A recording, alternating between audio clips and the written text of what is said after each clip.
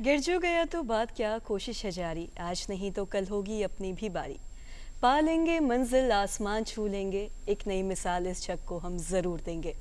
क्या बात है। नमस्कार, प्रणाम, मेरा नाम है ऋचा। बहुत बहुत स्वागत है आपका हमारे इस बेहद खास कार्यक्रम बिहार बिहान में। और दर्शकों, आपके साथ मैं हूं मुस्कान और डीडी बिहार के मॉर्निंग लाइव शो बिहार बिहान में आप सभी का बहुत बहुत स्वागत है। आज के सुबह आपके साथ आपकी होस्ट मैं हूं मुस्कान। दर्शकों, नए दिन की शुरुआत हो चुकी है और जैसा कि आप सभी जानते हैं कि हर रोज़ आपके समक्ष उपस्थित होते हैं एक विशेष मेहमान के साथ और उनसे कुछ खास बातचीत करते हैं। किसी विशेष विषय पे हम लोग चर्चा करते हैं और उनके बारे में भी बहुत सारी चीज़ें जानते हैं।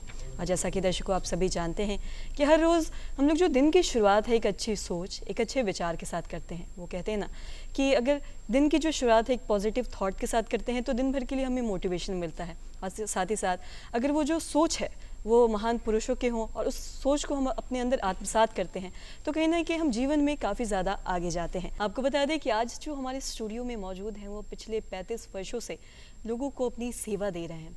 साथ ही साथ आपको बता दें कि जो डॉक्टर्स है वो कहीं ना कहीं एक ऐसा प्रोफेशन है जो कहीं ना कहीं सेवा भाव के रूप में देखा जाता है। आपको बता दें कि आज हमारे स्टूडियो में मौजूद है डॉक्टर गोपाल कृष्ण पाल। आपको बता दें कि एम्स पटना और साथ ही साथ एम्स गोरखपुर के डायरेक्टर है। सर नमस्कार, बहुत बहुत स्वागत है आपका। नमस्कार। सर, हम जानते हैं कि हर साल 1 जुलाई को हम डॉक्टर्स नेशनल डॉक्टर्स डे मनाते हैं। मैं आपसे जानना चाहूँगी कि आप जो तमाम डॉक्टर्स हैं, स्टाफ है, उन लोगों को इस दिन पे आज क्या कुछ कहना चाहेंगे? थैंक यू, बहुत बहुत धन्यवाद। मैं ये बोलूँगा कि आज जो नेशनल डॉक्टर्स डे हैं, राष्ट्रीय चिकित्सक दिवस है, मैं एम्स पटना और एम्स गोरखपुर की तरफ से और मैं खुद का तरफ से सारे डॉक्टर को हार्दिक अभिनंदन ज्ञापन करता हूँ और उनका सुख शांति और प्रगति के लिए बहुत बहुत शुभकामनाएं देता हूँ। ये जो डॉक्टर्स डे है, सारा राष्ट्र में इसको हम बहुत बेहतरीन तरीके से सेलिब्रेट करते हैं। इसमें एम्स में हम बहुत सेमिनार करते हैं कि कैसे सेमिनार और डिस्कशन करते हैं, बैठ के सिंपोजियम करते हैं कि डॉक्टर कैसे ज़्यादा ट्रीटमेंट के लिए, सर्विस के लिए, पेशेंट के लिए, समाज के लिए ज़्यादा दे सकते हैं। ये एक्चुअली हमारा इसी दिन में एक प्रतिज्ञा रहता है और प्राण भी रहता है कि हम कैसे सबको बेस्ट ट्रीटमेंट देते हैं। World health organisation WHO by definition of health ये बोलते हैं कि अब जो नया डेफिनेशन है, mental, physical, psychological and spiritual fitness. मैं आज के दिन में, आज वो जो स्पेशल जो डे है, इसमें सब डॉक्टरों के लिए पहले मैं ये चाहता हूँ कि हमारे डॉक्टर सब फिट रहें, स्वस्थ रहें और स्वस्थ रह के सारा देश का, सारा समाज का स्वास्थ्य को ये बेहतरीन तरीके से उनका सेवा दे सकें। ये मेरा आज के दिन में सबके लिए शुभकामनाएं हैं और ये भी मेरा सबके लिए ये मेरा विशेष है। क्या बात है सर। और बात बिल्कुल सही है कि जब तक खुद फिट नहीं होंगे तो हम कैसे दूसरों को फिट भी रख सकते हैं। और आपने अभी स्पिरिचुअल की बात की कि स्पिरिचुअल फिटनेस भी बहुत ज़रूरी है कि आजकल जो चीज़ें बढ़ रही हैं। आपने MD इन योगा, PhD भी किया है, DSc भी किया है। योगा के बारे में कुछ बताएं कि आपने इतनी सारी रिसर्च की है, क्या महत्व है इसका? मैं एम्स पटना 3 जुलाई 2022 में मैं ज्वाइन किया। इससे पहले JIPMER Pondicherry, Jawaharlal institute of post graduate medical education research, JIPMER, जो कि सारा देश में एम्स दिल्ली के बाद ये नंबर 2 मेडिकल इंस्टीट्यूट है और ये साउथ में पांडिचेरी में है। मैं उधर था एक्चुअली, 33 इयर्स में उधर सर्विस किया हूँ। मैं मेडिकल फिजियोलॉजी में स्पेशलाइजेशन किया हूँ और योगा में भी मैं स्पेशलाइजेशन किया हूँ। जिपमर में first time in the country में योगा थेरापी सेंटर बनाया। इसको बोलते हैं advance centre for yoga therapy education and research. इसमें बहुत सारे हम रिसर्च किए हैं, बहुत सारे योगा थेरापी किए हैं। सारा देश में एक्चुअली योगा का बहुत अब एक्चुअली पॉपुलैरिटी है। I really express my gratitude to our honourable prime minister Shri Narendra Modi ji, जो एक्चुअली सारा विश्व में योगा को एक बहुत माने हाइट में लेके पहुंचाए हैं। एम्स में अब ये भी हम शुरू किए हैं। एम्स पटना में भी योगा थेरापी यूनिट हम स्टार्ट किए हैं। मैं आपको बताता हूँ ये जो योगा थेरापी बारे में जो आपको बोल रहा हूँ जी। और योगा जो प्रैक्टिस करते हैं इसमें क्या डिफरेंस है। जी। योगा प्रैक्टिस हर लोग करता है, लेकिन ये योगा का जो एक ट्रीटमेंट का जो माध्यम है डिजीज़ का ट्रीटमेंट के लिए, इसको बोलते हैं योगा थेरापी। आज तक विश्व में evidence based yoga medicine establish नहीं हुआ है। हम जिपमर में जो शुरू किए हैं, हम एक्चुअली बहुत सारे रिसर्च किए हैं डायबिटीज़ में, हार्ट डिजीज़ में, हाइपरटेंशन में, हाई ब्लड प्रेशर और जो मेंटल इलनेस है। आजकल एक्चुअली मेंटल इलनेस बहुत है एक्चुअली, तो साइकोलॉजिकल डिजॉर्डर और स्पेशली जो यंग पॉपुलेशन है उनके एक्चुअली बिहेवियरल डिजॉर्डर एक्चुअली, इसमें एक्चुअली बहुत सारे हम ये योगा का जो थेरापी जो मैं बोल रहा था, योगा थेरापी रिसर्च हम किए हैं और बहुत सारे हमारा पब्लिकेशंस भी हैं। लेकिन मैं ये चाहता हूँ कि ये जो yoga therapy research, yoga therapy वाला जो रिसर्च, ये हम ज़्यादा करें, क्योंकि सारा विश्व में एक्चुअली योगा थेरापी रिसर्च अब शुरू हो गया है। अमेरिका और यूके और जो वेस्टर्न कंट्रीज़ हैं ये एक्चुअली इसमें बहुत एडवांस्ड हो चुके हैं। तो ये एक्चुअली हमारे लिए एक्चुअली योगा का जो स्पिरिचुअल गुरु है इंडिया, लेकिन योगा थेरापी रिसर्च में एक्चुअली हम इतना ज़्यादा नहीं किए हैं जितना वेस्टर्न कंट्रीज़ ने किए हैं। तो मैं ये चाहता हूँ कि इंडिया इसमें लीड ले, ये नेतृत्व लेके योगा थेरापी करके, एविडेंस मेडिसिन करके ये इसको एस्टैब्लिश करें। ये एक्चुअली हम कर रहे हैं। एम्स पटना में भी मैं ये पटना में योगा एडवांस्ड योगा सेंटर बनाऊंगा। योगा थेरापी यूनिट हम शुरू किए हैं और रिसर्च शुरू किए हैं। क्या बात है। मतलब जब योगा की बात होती है, मेंटल इलनेस की सर ने बात कही मुस्कान, कि आजकल ये हर एक घर में तो आपको देखने को मिलती है और लोग सबसे ज़्यादा इग्नोर भी इसी को करते हैं। और डिप्रेशन से भी सब डिप्रेशन खासकर यंगस्टर्स सबसे ज़्यादा। तो सर इसके बारे में कुछ बताएं कि लोगों को पता ही नहीं चलता। आप हर और सबसे बड़ा माइंडसेट की दिमाग का दिखाने के लिए डॉक्टर, एक ये भी है कि कैसे जाएं, कैसे बताएं, तो वो आजकल बहुत ज़्यादा बढ़ गया। इसके बारे में कुछ बताएं। मैं इसी के बारे में आपको बताऊंगा। आजकल एक्चुअली क्या हुआ है, सोसाइटी में स्ट्रेस का लेवल बहुत है जी। क्योंकि स्ट्रेस क्यों है मैं बताता हूँ। कंपटीशन ज़्यादा है। मैं जब एक्चुअली ये मेरा बचपन में मैं देखता था, हम एक्चुअली इसे नेचुरल वे में एक्चुअली हम बढ़े हुए थे गांव में। आजकल एक्चुअली इतना कंपटीशन है to get admission even into the primary school, कितना कंपटीशन है। उसके बाद आपको इंजीनियरिंग, मेडिकल और कुछ भी प्रोफेशन के लिए कितना कंपटीशन है। ये तो फर्स्ट स्टेप, मेडिकल एडमिशन लेने के बाद, इंजीनियरिंग एडमिशन लेने के बाद वो जो उनका जो पढ़ाई का जो ये है क्वांटिटी इतना ज़्यादा बढ़ गया है, उनका डिमांड इतना है। मैं जब पढ़ा था किताब का सब इतना साइज का था, अब इतना सब साइज हो गया है। 4-5 जो एक सब्जेक्ट का एक किताब था, अब 5-6 किताबें हैं। तो ये सब किताबें पढ़ के इनको एस्टैब्लिश करके डॉक्टर बनना, उसके बाद फिर पोस्ट ग्रेजुएट करना, पोस्ट ग्रेजुएशन के बाद फिर सुपर स्पेशलिटी करना। मैं तो मेडिकल के बारे में बता रहा हूँ। ऐसे हर प्रोफेशन में डिमांड बहुत ज़्यादा है और डिमांड को मीट करने, डिमांड को जो है ये, इसको कैसे हम ये जो चैलेंज है, ये चैलेंज को कैसे फेस करेंगे और इसको लेके हम खुद को कैसे एस्टैब्लिश करेंगे, इसमें एक्चुअली बहुत स्ट्रेस है। फैमिली में स्ट्रेस है, पेरेंट्स का स्ट्रेस है कि चिल्ड्रन एजुकेशन कैसे हो, और चिल्ड्रन का स्ट्रेस है ये कैसे परफॉर्म करें। ये जो स्ट्रेस है, stress actually one of the major factor actually for this psychological problem, mental problem. Apart from heredity, वो जो फैमिली का है और सब तो है, इसमें तो हम ज़्यादा कुछ नहीं बोल पाएंगे क्योंकि तो है। लेकिन वो जो स्ट्रेस लेवल कि मैं कैसे मैंने मिनिमम इनकम करके मेरा परिवार को सुख शांति दो, मैं कैसे मिनिमम इनकम करके मेरा बच्चों को पाठ पढ़ा के इनको फिर मैंने एजुकेशन दो, ये जो इतना स्ट्रेस है, ये स्ट्रेस एक्चुअली डिप्रेशन और स्ट्रेस एक्चुअली बहुत सारे साइकोलॉजिकल प्रॉब्लम को क्रिएट करता है। इसीलिए समाज में आजकल एक्चुअली स्ट्रेस रिलेटेड डिजॉर्डर बहुत है। मैं एक ये जो आपको बोल रहा था, जिपमर पांडिचेरी में जी। हम जो रिसर्च किए हैं, ये एक्चुअली हम बहुत किए हैं कैसे कि स्ट्रेस डिजॉर्डर में योगा कैसे काम करता है। ये एक बताता हूँ। आप प्रेगनेंसी में वुमेन के लिए, महिलाओं के लिए प्रेगनेंसी में एक्चुअली आज मैं जो देखता हूँ एक्चुअली प्रेगनेंसी में और प्रेगनेंसी के बाद इसको बोलते हैं पोस्टपार्टम पीरियड। ये प्रेगनेंसी के टाइम में इसको बोलते हैं प्रीपार्टम और प्रेगनेंसी के बाद, डिलीवरी के बाद पोस्टपार्टम। प्रीपार्टम साइकोसिस और पोस्टपार्टम साइकोसिस वुमेन में, प्रेग्नेंट वुमेन में इतना ज़्यादा है आजकल। इसको भी कैसे हम योगा के माध्यम में इसको बेटर ट्रीटमेंट कर पाएंगे, इसके लिए भी हम रिसर्च कर रहे हैं। बहुत सारा हमारा पब्लिकेशन है और हमारे रिपोर्ट है कि योगा एक्चुअली बहुत हेल्प करता है। स्पेशली मैं आपको बताता हूँ, ये प्राणायाम जो ब्रीदिंग एक्सरसाइज, ये जस्ट आप ऐसे कि जस्ट मैं बैठा हूँ, मैं आपके साथ बात करता हूँ क्योंकि मैं तो योगा प्रैक्टिस करता हूँ। मैं भी डीप ब्रीदिंग लेता हूँ।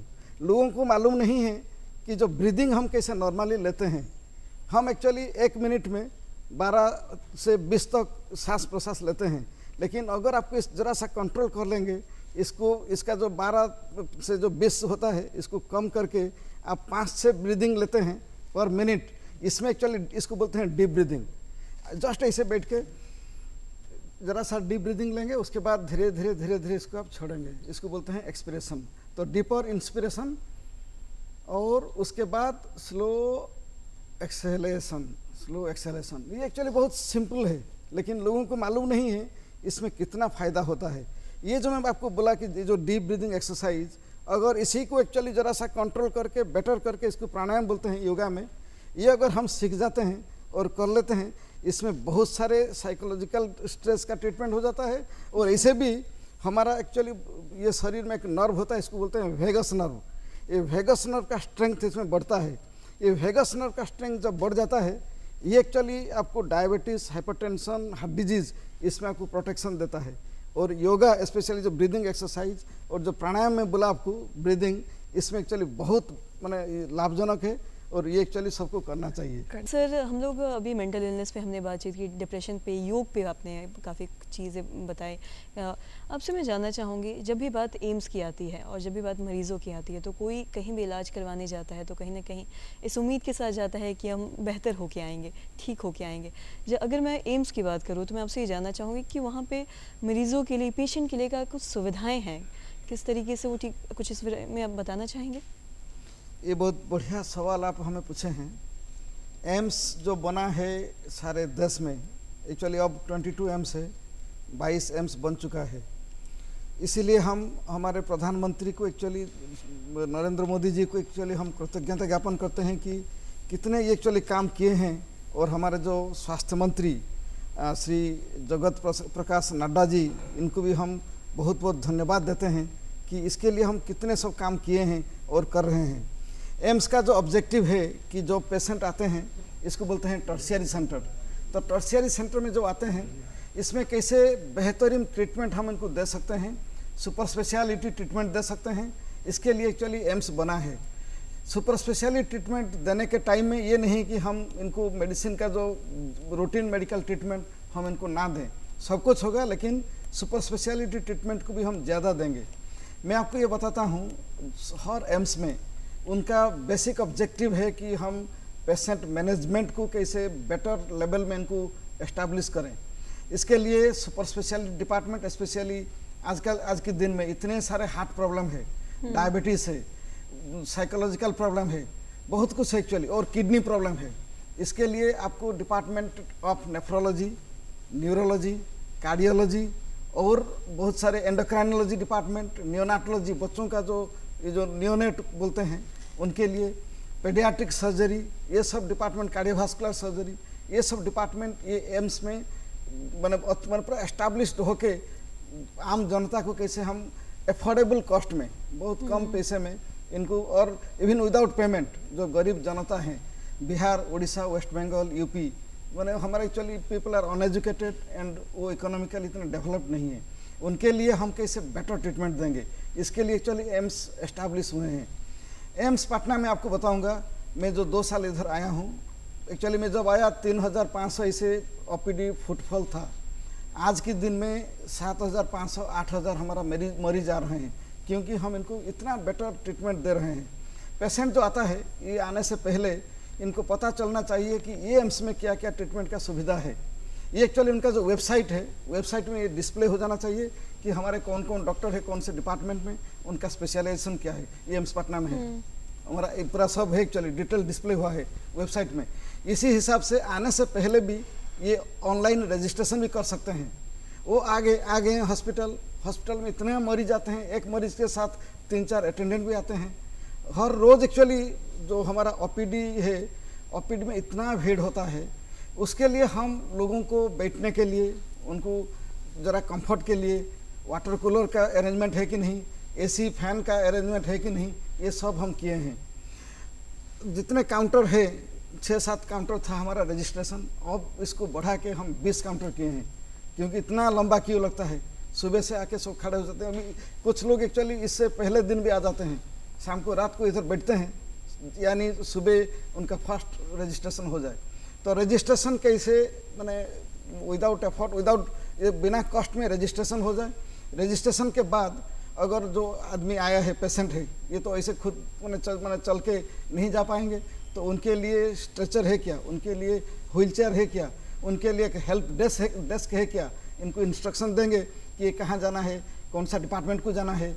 तो ये सब एक्चुअली अरेंजमेंट है। ये जब अरेंजमेंट होता है तो पेशेंट सेटिस्फेक्शन बढ़ता है। एम्स पटना में अब पेशेंट सेटिस्फेक्शन इंडेक्स इतना ज़्यादा है। और एक है जो एडमिशन के लिए रजिस्ट्रेशन के टाइम में जो पेमेंट करते हैं, इसको जो बोलते हैं हम cashless transaction, without any no direct money payment, you make transfer money from your no cell phone, mobile phone पे, बहुत सारे चली है। तो कैशलेस ट्रांजेक्शन का आप कितना सुविधाएं हैं। उसके बाद वो जाके जब हॉस्पिटल में पहुंचते हैं डॉक्टरों के पास, उनका जो क्यू लगता है हर मतलब मेडिसिन ओपीडी में, ओजी गायनेकोलॉजी ओपीडी में, पेडियाट्रिक ओपीडी में, ऑप्थाल्मोलॉजी आई ओपीडी में, कितना सारे तरह लंबा क्यू लगता है।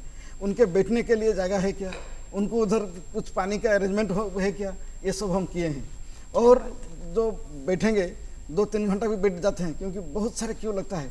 फिर भी मैंने उनको मिनिमम कंफर्ट की बहुत ज़रूरत है। और जो उनका जो डॉक्टर देखते हैं, उसके बाद प्रेस्क्रिप्शन देते हैं। प्रेस्क्रिप्शन से पहले ये इनको इन्वेस्टिगेशन के लिए एक लिस्ट देते हैं। आजकल तो बहुत सारे इन्वेस्टिगेशन होता है, डायग्नोस्टिक्स उसको बोलते हैं।